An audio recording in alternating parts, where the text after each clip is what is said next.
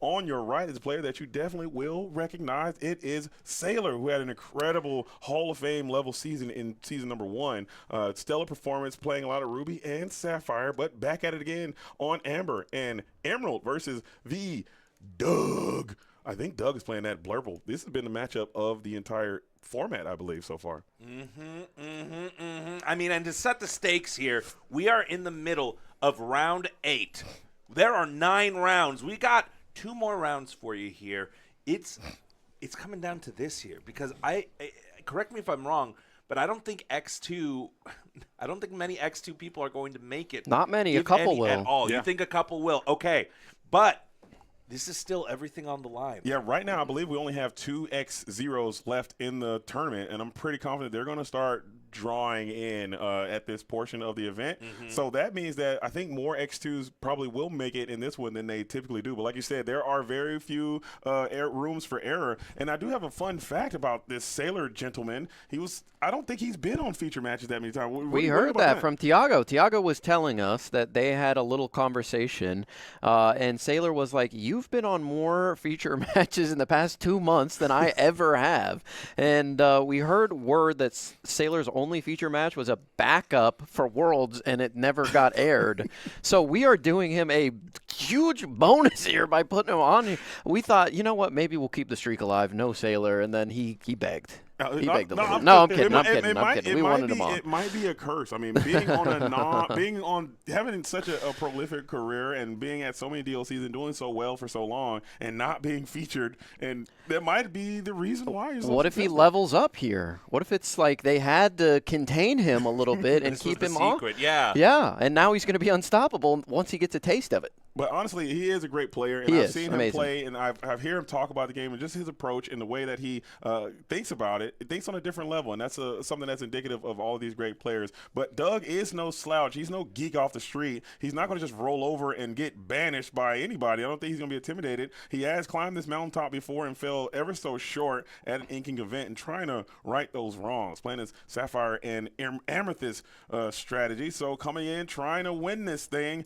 What's Doug need to do? Blurple has been kind of beating dogs a bit lately. Yeah, I mean, absolutely. But they definitely have the tools to get it done. s4iler is playing a really interesting list. He and his teammates are all running dogs. No Chromacon. Ooh, no spoiler Chromacon. Yeah, no Chromacon in this list. I had to bring it back, man. Did. That's insane. And you nailed it. But the interesting part is they're running 4 Under the Sea, and Blurple is a deck that can be pretty susceptible to that specific song because there are so many characters in the deck that are that 2 strength or fewer. You have all of your early characters. You've got your Genies, your Elsas. It can be really devastating. We saw that. You were casting it the finals of the DLC. You just play Under the Sea against Blurple, you can wipe half their board. And yeah, the Genies, the Elsas, you have the low-cost Basils, you have the Royal Guard, you have the Tipo. You have a lot of characters that are very vulnerable to that, so that's a great point. Also, if you are playing the song version, a lot of times they'll be playing Delamoon's Lullaby. Yeah. And they'll be playing those Rhinos, and they can reduce 3 to 2 is monumental to be able to get those Cheshire Cats. You can get some of the other cards. The Hades the Infernal Schemer can get sent under there as well. So very valid point. This is a match that is highly favored for the Dogs player because you are going to be able to draw and I mean put some Lilos into your discard like that. You're going to be able to rush out a whole bunch of characters, cheat them out if you will, using cards like the Grandmother Willow. Meanwhile, Doug is going to have a slower start. As we see, he missed his 1. If he misses his ramp next turn, it will be absolutely brutal. Of course, we'll get to that when we get to that. But it's just going to be an uphill battle here for Doug. s4iler, also a phenomenal player who knows the matchup, I'm sure, extraordinarily well. This is probably exactly what he wants to see all day. Both these guys 6-1 here. What's Doug got to do? I'm not the biggest Blurple guy, but I mean we have cards like Tigger bouncing all the way that are going to be able to bounce and disrupt a little bit. Are there any other routes that Doug has to victory here? I think that's what it has to be. It has to be ramp on 2. I think you have to play that Tigger and then go into Elsa and then maybe spiral that into a Demona and just continue to clear this board before s4iler can get that tramp train rolling. I think once the cat's out of the bag and we're tramping hard, it's hard to recover as never. Wait, hold on. We're playing Sapphire Steel. Pause everything. Hold on a second. Wait a minute. You lied to me. Doug's on Sapphire Steel. Let's fix that. Oh, my goodness. We had had no idea. This does change absolutely everything here, but we do not hit anything with the Mowgli, and now this is a completely different situation. Now s4iler, I think, is in the deep end here because no Chromacon. Angel is going to have a field day against this Dogs deck, and we have 2 in our hand right now, and Tipo is going to ensure that the Angel comes down next turn and starts throwing snowballs. Yeah, forget everything that I just said. Yeah, Sapphire Steel is a different matchup into Dogs because typically with Blurple, your only form of removal is going to be inking s4iler and ramping s4iler, which he can use all of that ink effectively. Now with Sapphire Steel, Steel actually is going to be a problem. That Angel you were talking about, yeah, it's going to be able to deliver 2 damage. We also saw that Jasmine Steady Strategist in hand, which is a card that will allow Doug to keep finding allies. Guess what's an ally? That Angel. Yeah. And this situation has gotten extremely. I don't know if s4iler. I'm sure he knew this information more than we did on what Doug was playing, and it was just a miscommunication on our part. But this is a very welcome circumstance now for Doug, as I think the matchup might be a little bit better than the Sapphire Amethyst. We wasted all that Sapphire Amethyst commentary, dude. Yeah, I need that. I can't be throwing that away, dude. You can't I know. I actually kind of like the surprise. I think it was fun for us and everyone else, for sure. Shout out to Mowgli. Shout out Mowgli for giving us that information, because Doug's kind of keeping the cards a little close to the vest there. But yeah, I mean, Sapphire Steel, this is the first time on the features today, and you guys are getting to see it here. It's still making a name for itself at the top tables, and yeah, it is trying to carve out a little bit of a niche here, and Doug might show everybody that it's still a viable deck. But s4iler still, I mean, I don't think s4iler is affected by it at all. I think he's still doing everything that he wants to do. The board is quite wide. You have that Grandmother Willow, very problematic, troublesome card coming in from Winterspell, has really taken over the game, as a lot of these Amber strategies are leaning on this Grandmother Willow. And now you can probably start to set up for your tramp plays in subsequent turns. And then once the tramp starts rolling, it's difficult. It's so difficult to get that thing off, especially with that 6 willpower. And we're off to the races here. s4iler is on the board. We're questing. We're getting up to 3. I'm trying to think, because now the whole idea and concept of Under the Sea sounds atrocious. I'm trying to think of the Sapphire Steel cards that are going to be affected by Under the Sea. Jasmine Steady Strategist is a 2/5, I believe. Yeah.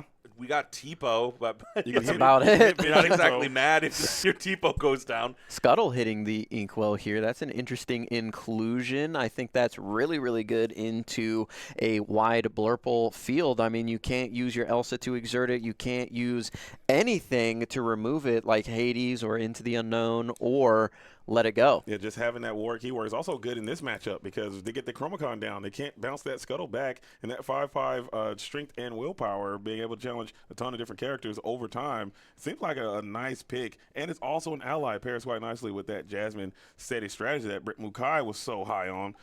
I haven't had a chance to play that card not much this set. Yeah, I mean, well, and s4iler's coming back and saying, okay, well, I'm going to throw down the Tramp Street Smart Dog. I'm going to go 4 cards deep. Of course, I'll have to discard 4 cards. But now s4iler can actually pick and choose what cards are going to make his hand the best. Ooh, man, this changes the whole dynamic. I was ready for Blurple, the regular, the ordinary, but now Doug on a surprising Sapphire Steel here. This flips the whole script. My brain is still comprehending what is going on here. I would have really liked, to that point, though, I would have liked to keep that Scuttle around. I mean, because you still have Delamoon Lullaby plays. You still have just that 5/5, and they also quest for 2. So I'll be interested to see what was in the hand He of has Doug. a Della in hand and an Under the Sea. Gross. So he got rid of a Lilo and 2 Daisies, now holding a Wombo combo, if you will. Has to get rid of the Della. So, which is super unfortunate. Yeah. I thought he was able to hold on to that. So just one card in hand, and it is, I believe, Under the Sea, if I saw accurately there, but you're only going to be able to hit the Tipo.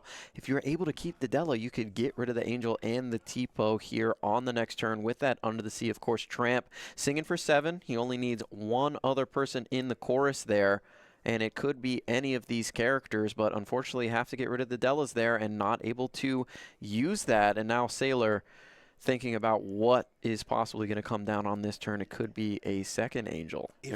Sorry, go ahead, Brent. I was going to say, this might be a genius play by s4iler because he saw the Jasmine Steady strategies. He knows that that is an important card to get down to start getting some card draw, getting it out there, and if Doug plays it, he will be walking straight into the plan of s4iler. Look at s4iler. Look at s4iler's body language. I love that hand on head. Double hand on head. He's like really activating his full brain capacity there as he's trying to mind meld with his card and dig and just see if he can connect with him on a mental level. Like it's almost like a hypnotist there, trying to hypnotize his characters to be better, it seems. What's really troubling in the hand of Doug, if your s4iler is Tinkerbell, the giant fairy, is coming down on the next turn, and with no Chromacon, I think that card is going to absolutely feast on the Dogs deck here. And it seems like now in this spot, this Angel can go card for card. You now have this Pete, Ghost of Christmas Future, able to give you more fuel for fire to continue to discard with this Angel. So basically, every single turn, you're going to lose a character over, and and that's when your strat starts to fall apart because you're not questing, you're not able to get tramps for cheap, and you're not able to sing as effectively either. So I think s4iler is actually on a pretty tight timeline to figure something out to get out of this Angel situation. And this Pete is a brutal body. One of the new cards out of the latest set, Winterspell, the Ghost of Christmas Future, 5/5. Every time that you boost him, you're adding an additional card to his effect, which is for each card under him, you can look at the top number of cards in your deck and choose one of them, put the rest on the bottom of the deck anytime he quests. So not only are you getting to draw, you're getting to go deep with your draw, and you are I mean, there's not much you can do if you're s4iler against the body of a 5/5 beast in the form of Pete. Yeah, you have to get to a point where you're just going to try to leg it out, and I think that's what s4iler realizes. Like, you can't.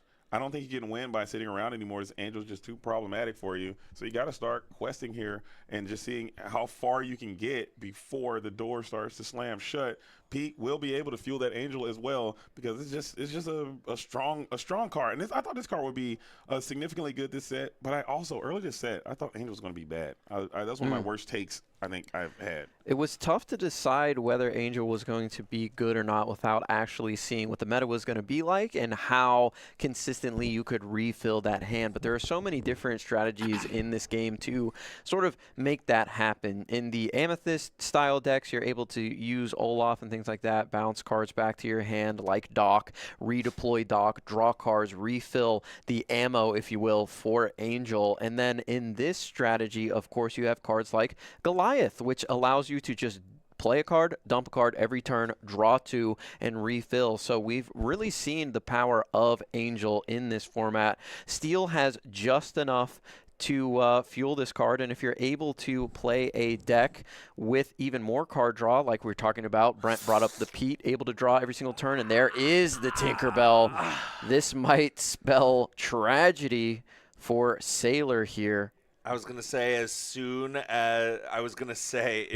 long as Doug draws ink to play the Tinkerbell down, he'll be able to take out the Tramp cleanly with the Pete, and now all of the math has completely changed. I mean, this Angel's gonna be able to go in here, and now s4iler has less characters on board than Doug, and more importantly, this Tinkerbell, anytime she challenges in and banishes a character, she'll be able to deal 2 damage to another one of s4iler's characters, causing more reason for s4iler not to quest, which is crazy because he needs to. He is the beatdown deck. He needs to get there before Doug can put out all of the goodies that Doug is looking for, and that Pete is going to be able to keep searching for more. It is your draw engine. It is a big body that can contest a lot of the characters on your side of the board. Just took out the Tramp, and What do we do? I don't know. I mean, one silver lining you got, I guess you weren't able to boost the Pete last turn, so that's less cards you can look for.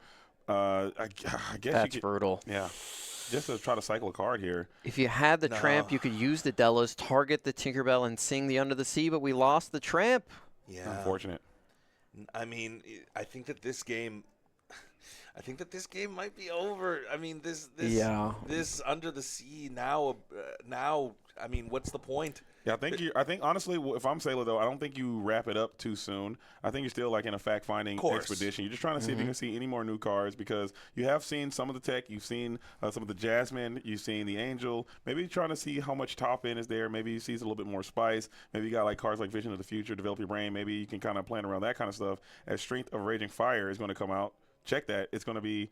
Yeah, we're just clear the board. Never mind, we're out of here. We're done. Yeah. s4iler has seen enough, and Doug is going to take that game number 1 on Sapphire and Steel coming out of nowhere. When we thought he was playing Blurple, he was playing Blurple at the last Ink event. It was up on the screen. We were all deceived, for there was a different deck that was forged in secret, and that was Sapphire Steel showing its power against the Dog strategy, and Angel in particular was very, very good in that match. I got to say that was a pleasant surprise to see that. Yeah. I was like, okay. You were delighted. I was ready to go.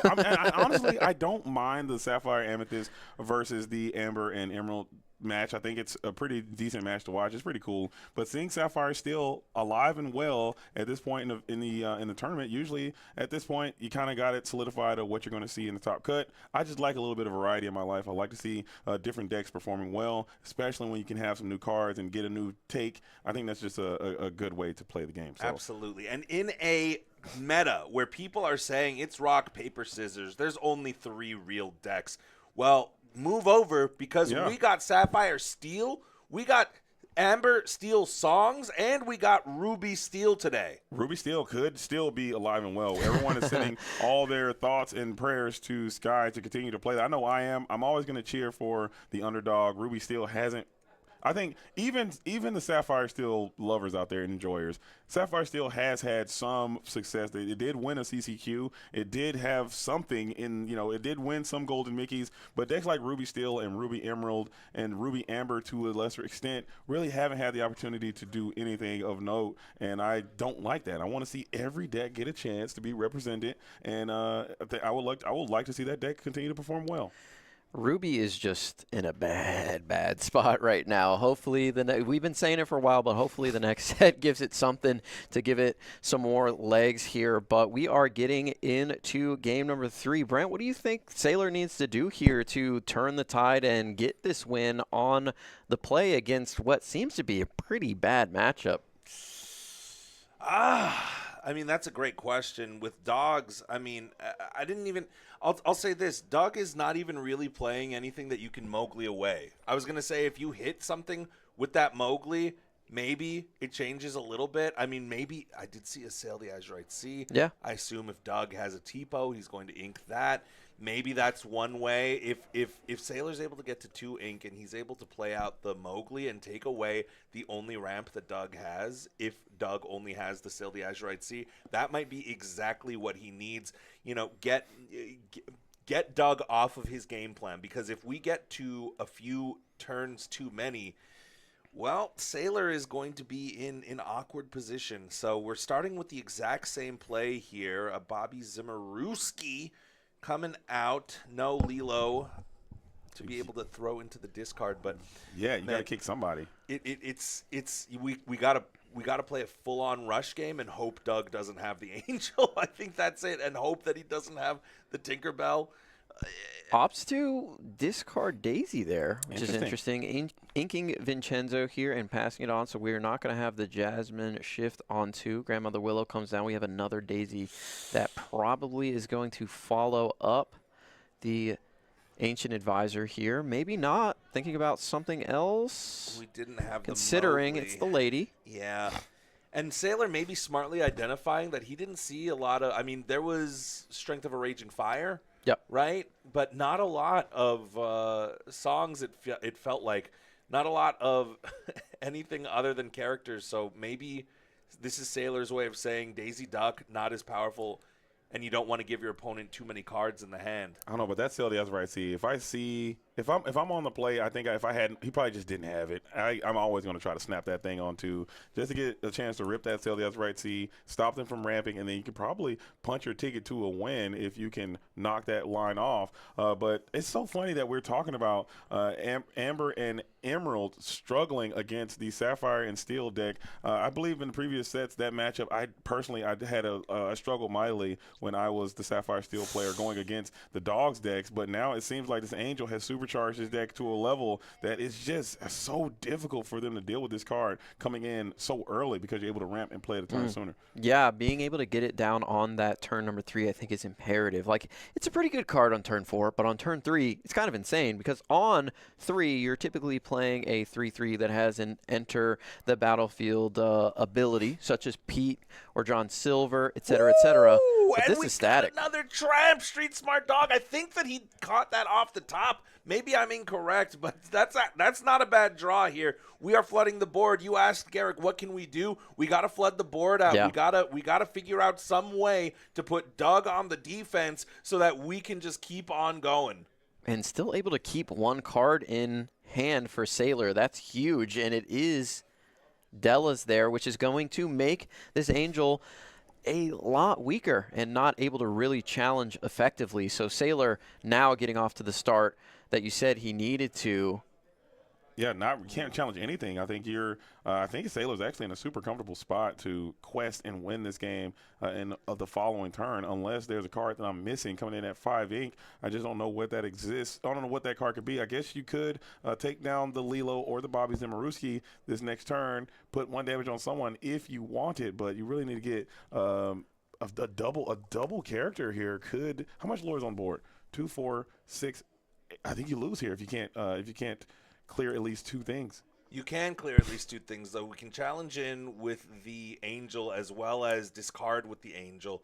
But again, that'll get 1 because he's got the Delamoon Lullaby currently holding the Angel down. Oh, you're right. We can't even. Oh, good, smart pickup. I forgot about that. Yeah, it's such a crafty card. I mean, I'm glad to see cards like that getting some play, and it slides right quite nicely into what this dog strategy is trying to do, especially if you're on this all-in under the sea deck. And there's another little spicy piece attack in s4iler's deck that we saw him discard with that tramp.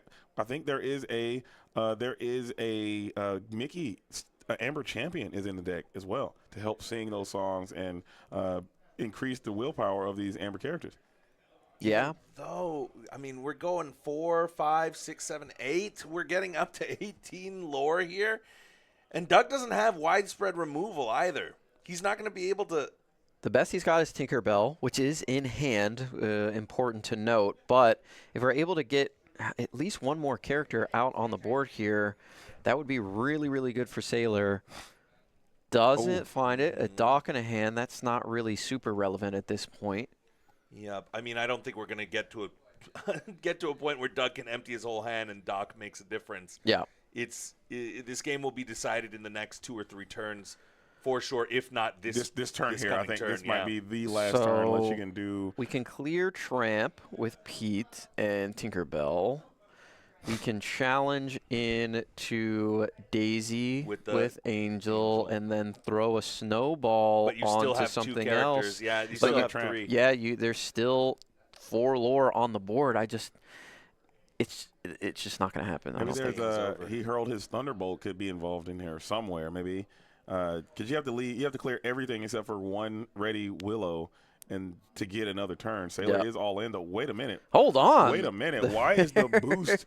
The fairy godmother is in the building? Why is the boost fairy godmother out here on display, getting active? She is a 4-cost unequal 3/5 with boost 3. Whenever you put a card under this character, you may banish chosen opposing character. If you do, their player may reveal the top card of their deck. If that card is a character or item, they may play it for free. Otherwise, they put it at the bottom of their deck. So that is some super spice, some removal on demand with the Fairy Godmother to get rid of. I would assume in control matchups you want to get rid of pesky cards like Hades or Demona or what have you. Whatever is going to replace it's probably going to be worse. But we saw s4iler get off to an amazing start there and get over the finish line just how he needs to. But Going to be on the draw this time, guys. I don't know if I can play that Fairy Godmother versus this Amber Emerald Dogs deck. They're going to flip a go-go on me, and I'm going to quit the game immediately because that is just not – that's some high-risk gambling I think you're doing.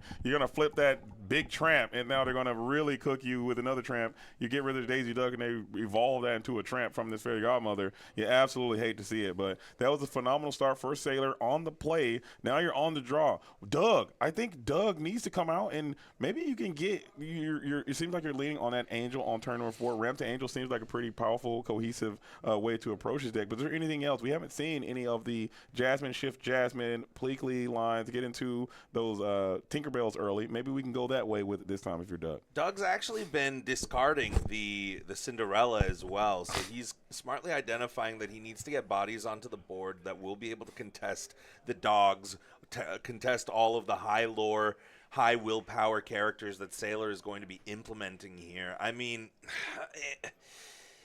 we'll see how this works on the draw for Sailor, because this is going to be much tougher when Doug is the one who gets to go first. I would like to ask Doug what's going on with this Fairy Godmother. Why is that in the deck? I think it's just other control matchups. You know, you have a bunch of ink, just booster once she comes down. That costs 7 total. It's some on-demand removal. I don't hate it. Or maybe late game too. Late tournament, your opponent has to read that card. They're not going to know. They have to read it, and it's a lot to read. And that's a whole. It's a big paragraph. That's and that's a whole. Yeah, that's more mental fatigue that you're taking away from them. Doug just altered all 7 cards, guys. You don't got ramp on 2. You know what to do. Ship them. But that shows me that there's probably. I mean, you probably keep an Angel. I'm not keeping anything. You got it. I cannot. If you don't have ramp? If you don't got that ramp on 2, you got to ship them, dude. I don't know. You're going first, so maybe the Angel might be worth keeping, but Doug knows what he's doing. Like, if this is Blurple, you can take those risks, but Sapphire still, I think it's a bit more frail and fragile. Okay. I don't even think you have a 3-cost play in your deck without it. I don't think you can do anything. I think play Captain Hook. You can do something like that. Yeah, I don't think you have a 3. Look for something. I don't think you have a 3-cost character in your deck that you can put down. Do we have? He missed it. Look at the body language. Oh no! Wow. And Sailor only altered 1 card. Oh no! Sailor's gotten close to a dream hand here. You wouldn't know it by looking at his face. These players have been playing 7 grueling rounds. We're in the middle of the 8th. We have 1 more round to go after this. Then we're going to top cut to 16, which we will be bringing you tomorrow. But these players are playing for a lot at stake. Garrick, JDZ, what are these guys playing for? They're playing for their portion of $6,500. That's USD. I know Sailor's coming in from the Great White North, but that's USD that they're going to go home with. That's a lot of loonies and toonies, brother. And I believe there's a playmat involved with this as well. And what else, Garrick? What else we got going on there? Well, of course, the winner gets invited to the North American Championship for Disney Lorcana, and that is what most of these players are playing for. Yeah, absolutely. The playmat's nice. Yeah, the money's nice. Ooh. Yeah, the PPG buy is nice.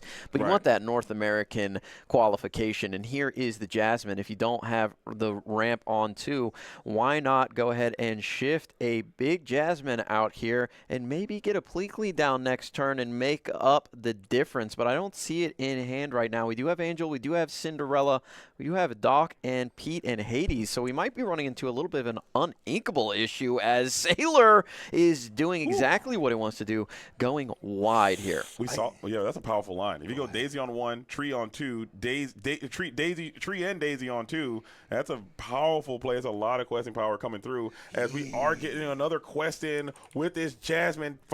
Wait, Goliath is an ally? No.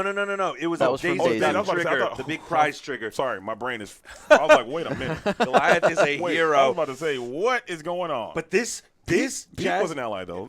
That's true, and that's why he took the Pete. This Jasmine steady strategist is going to be an issue, though, because regardless of Doug's hand, if he's able to keep questing with the Jasmine, not only will he be able to keep on grabbing new characters, but how is Sailor going to be able to – how will Sailor take out this Jasmine? That's my question. I don't know. Good question. I think only Under the Sea. I think if he can manage to get to an Under the Sea in time, this board is very frail and a reactive to that card. So that'll be a good way to get through it. But she's already done a tremendous amount of damage to you if that is the case. But also that 5 willpower allows her to challenge multiple times into these 2 questing characters. So you're going to be able to clear those off the board relatively easily as the questing has begun. Never mind. The Delamoon's Lullaby comes through, being saying, probably targeting this Jasmine to stop her from challenging. Or maybe the Captain Hook? Ooh. Maybe the Captain Hook, or, well, no, because it's Challenger +2. I guess. So I still think it goes into the negative. So you'll lose your 1 strength. There's the Amber Champion, though, that you were talking about. Goodness. That's a big move here. Wow. That's a spicy piece of meatball there. That's a spicy little tech coming in as you now have bolstered all the strength, or excuse me, the willpower of all of your Amber cards, which if you look on the board, Brent, they're all Amber, and Daisy is doing you no favors.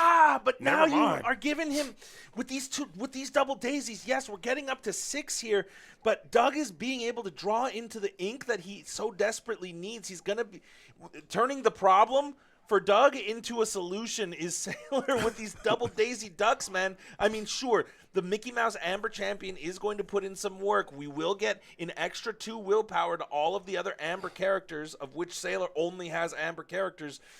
But this is, I mean, this seems like a risky. Great game. This is a good game. You're in a decent spot. I think if I'm Doug, I'm going to send as many hits as I can towards this Mickey Mouse. If I can find more songs, maybe I can build a wide board and get a nice Strength of Raging Fire to get this Mickey Mouse Steel Champion off, or excuse me, Amber Champion off the board right as soon as I can. I would, oh man, I think that's priority number 1 because this is going to make your challenging so cumbersome. As I think can you even get through anything right here on this turn? I don't think so. Yeah, you got to send your whole side in to take out 1 Daisy Duck, which is just, man, that's a valuable trade. Keeping that lore off the board and taking your opponent's entire turn to do so. I want to say that if Sailor top decks the Under the Sea here, that would be the most brutal backbreaking. He probably already has it. All of the 2, it is not in his hand. Oh. He has 2 ladies. 2 ladies miss Park Avenue. I mean, it looks like a rhino in there. I mean, there's a Tinkerbell in the hand of Doug, which is going to come down next turn almost assuredly. Mm-hmm. And that's going to strip away some of the willpower that Mickey Mouse is giving. I mean, you cannot afford to exert just Mickey Mouse. I think he's too valuable to your entire process right here. Just keeping your board as healthy as possible. And I think Sailor might not be under a tremendous amount of pressure. Maybe there's a world where you can start to build this board, and then you can get to that tramp, and then you can find it Under the Sea, and you can sing the Under the Sea, and you can just still steamroll this game away. So we have a lot of good we need, both players seem like they need good draws to get out of the situation that they're in, but this is the game. This is where we're at, and I like this kind of Lorcana. It looks like they're both playing game of chicken, and let's see who comes out on the other side. Sailor is playing a very risky strategy here with those Daisy Ducks, doing the best he can with what he has, which is always the goal, right? But the fact that we could see Doug's hand and we could see that he had a lot of uninkables, and now he's just getting card after card. Sailor not happy about it. If you look at the body language, look at the facial expressions here. We are going to take out with that Grandmother Willow, but we're only up to 8, and we're on a turn here where Tinkerbell is almost assuredly going to be the next card to come down. That Jasmine's going to be able to get another quest in. We're going to be able to keep on getting cards. And look at the number of cards in Doug's hand. This is not looking good for Sailor. At all. But I think we're in full challenge mode with this board currently that Doug has. So I think Jasmine might have to do some board fighting. Well, right now, Doug's hand is full of a lot of characters that are going to take his entire turn to play. So he does have a lot of cards in hand, but he can't really make use of all of them. So I don't know if he's getting too punished here, Sailor that is, by deploying the Daisy Ducks and questing them out. You got to get to 20. Doug missed the ramp. As we all know, he has the Cinderella down. Now thinking about what am I going to do here on this turn number 6. I also like the challenge from Sailor there with the Grandmother Willow. Mm-hmm. You got to get rid of that Captain Hook, which is going to make things a lot more difficult. But what Sailor needs to get to, I think, is the tramp. to dig through his deck and find the Under the Sea to try and equalize things here a little bit more. Yeah, I think you just had to hold out hope. And there's really not a lot of cards. Like, there's no Vision of the Future equivalent. And maybe there's a card, like, if I'm playing this deck and I have that Mickey Amber Champion, I might try a card like Look at This Family. We saw how effective that was in an earlier Amber match that we saw on stream. Maybe the dogs can slot a couple of copies of that card to help you find that tramp in situations like this, because that would be a really cool way to deploy it. But then you might be taking too much away from your actual win condition of what you're trying to do. But I don't know. So the board is starting to narrow again, and your tramp becomes less and less effective as this time goes by, and the needle is moving closer and closer to Doug, who still has not delivered on that Tinkerbell promise that we were. Yeah, I mean, it's interesting here. He challenged in, so I don't think it's coming down. We're going with Scuttle instead, not feeling too much pressure because he challenged with the Dock. You would never do that if you're playing Tinkerbell because she will deal the damage that the Dock is dealing. So opting to go for the Scuttle here with Ward. Going to deal 2 to the Daisy Duck and pass it on over to s4iler. I kind of like the Scuttle here because if he does have Della's plus Under the Sea, your Scuttle is safe from that. Yeah, keeping a board around, I think, is super important, and having your Tinkerbell as a. Oh, he does find nice the tramp. Oh, but he's not going to be able to take it from the Nani, so he's going to have to put that on the bottom of his deck. No, that's not where you want it. Not like this. True. We are going to take the other tramp, though. And that could help you finally get through this Jasmine, who was shifted in on turn number 2. Keep in mind, Doug did not find a ramp on 2 card this game. So now you probably have the ability to get through this Jasmine right now before she can continue to do tremendous damage to you, electing not to do so. And Mickey will sing the Under the Sea. Wow! He had it in hand. He did. And now we're going to be able to quest out, and this kind of changes the dynamic of the game here. Wow. Just like that, s4iler is back in this. I mean, he's ahead on lore. He's got a good board. He's ahead on lore, and now the Mickey is vulnerable, so you will be able to challenge that Mickey this turn, and another Tinkerbell comes through. So you can get through that Mickey and then set up your Tinkerbell, and that could potentially stop the questing again, but a lot of damage has already been done, and s4iler is in a comfortable spot now. Yeah, like I mentioned, the Scuttle did get around the potential Della plus Under the Sea combo, which could have happened. If that happened, it would have been absolutely devastating for Doug. s4iler would have won the game on the spot if he played Tinkerbell down, opted for the Scuttle, but still had the Under the Sea. Maybe you just force your opponent to have it there. Get the Tinkerbell down. Imagine a Tinkerbell's on the board right now. You're able to take out both Lady and Daisy Duck. Instead, we're just going to go for the Amber Champion here, and surely Tinkerbell will make a grand appearance. No, it is the Hades, as you mentioned there. That is a beautiful card to put down onto the board there. I absolutely love that decision. But s4iler's going to get up to 17 this turn, and even if Doug is able to find a whole bunch of cards off of these daisies, oh my gosh, that Under the Sea, him drawing Under the Sea was like absolutely critical there. Yeah. s4iler is now in a position where he can easily take this game as long as he keeps drawing into stuff. He has another Lady Miss Park Avenue in hand. He will be able to recur back 2 cards from the discard if he only has the Grandmother Willow in there, but if the daisies ever hit the discard, I think that's the moment to deploy the Miss Park Avenue. I don't think you really can a moment sooner. Let's get this tramp down onto the board. I don't think we're going to be challenging regardless. Let's just get our quest on and try and get over the finish line. Throw a challenge together on this Scuttle just to get him out of the way Scuttle and out, then get a nice meaty quest in with everybody else. I don't hate that either. And s4iler is probably contemplating doing that very same thing because I don't know if there's probably not playing. I think you want to get to 17 here, though. Don't you force your opponent to remove basically everything. Yeah, but that could be some singing. Maybe you got Let It Go or something like that you're worried about. I'm not sure. There is some merits to both, but questing might just be correct. I do think questing make him find all of the answers because you're currently at 1, 2, 3, 4, 5, 6, 7. That's for you kids. Lore in s4iler's court. I mean, getting to 17 means that Doug would then have to take 4 lore off the board, and that's going to be really tough to do. He's going to have to find an additional removal. We know that Tinkerbell's in hand. So, for sure, if Tinkerbell comes down, both daisies can get removed. If s4iler quests to 17, that means he has 3 characters left on board, the Nani, the Willow, and the Tramp. So that means Doug would have to have an additional removal on top of Tinkerbell, which he really doesn't have the ink for. Yeah. So I think you just quest here to 17. You have 3 characters left on the board, Nani, Willow, Tramp, that are going to get over the finish line. I like your line. It seems good. It seems complete. It doesn't lose to a lot, and you're on your way. Maybe you get to a Baymax. Hill Skull. No, I'm kidding. Force your opponent to have it. And almost every card off the top of s4iler's deck is going to be a character, which will be a threat. Doug doesn't have a lot of the, the removal that Amethyst would have. Let's say if he was playing Blurple, just throwing it out there, right? Because he wouldn't be able to exert any of the characters. He'd need to find an immediate answer for every single character that s4iler top decks. If he gets to 17, we would be able to take out those. We would be able to take out both of the Daisy Ducks. Mm-hmm. What if we go like a double Angel next turn? Ink, double Angel, and then discard 2? Is that good? I don't know. We'll see.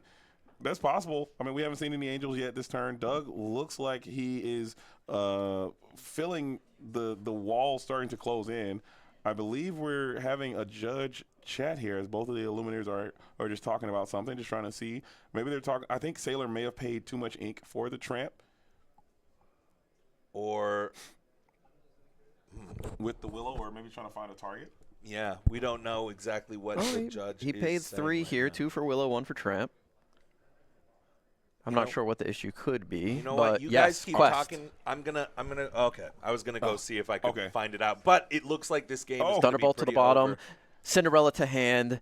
This is the turn. Like you said, JDZ, maybe you kind of do need double Angel here to have a chance because Tinkerbell is not going to be enough. You have to challenge with Hades. You have to challenge with Scuttle. Singing with them doesn't make a difference. Right. I think s4iler is going to sail over the finish line here unless Doug can pull out a miracle. Let's see what he has. That Under the Sea, it all goes back to the Under the Sea. We talked about that card earlier when we thought this was a Sapphire Amethyst match, but it ended up being Sapphire and Steel. Under the Sea, no matter, it still worked out quite nicely. And we did see that tech card, that Mickey Amber Champion coming through carrying the heavy bulk, being able to sing that song by himself. And that really is what kind of saved s4iler's entire game plan here. And that's what you put in text and they work out. That's why you play the game. You build a deck, and you are rewarded for your deck-building prowess. That is a skill expression, and shout out to him for doing that. If I'm not mistaken, also, I do believe Doug still has that Vincenzo Santorini, so the explosives expert will be able to remove 1 more character. There he is. So we will only be getting up to 19, but again, s4iler is going to be able to He's going to grab both of those daisies back with the lady that you mentioned earlier. Let's see. We're going to pay 4. Is there a go-go in there? Willow. You got to watch out for That's go-go a good tomorrow point. as well. Here comes the lady. She only costs 4. s4iler forgetting also that the grandmother Willow is going to take 1 off. So if you have an Inkable in hand, you can play both daisies here. Pretty much guarantee this thing. And there they are. Oh, man. Yeah, Doug's shaking his head and drinking some water. He knows that the bad news is written all over that wall. And the name of that wall is Daisy Duck. You remember double grab your swords? Remember that? Oh, Pepperidge Farm remembers. Bring it back, dude.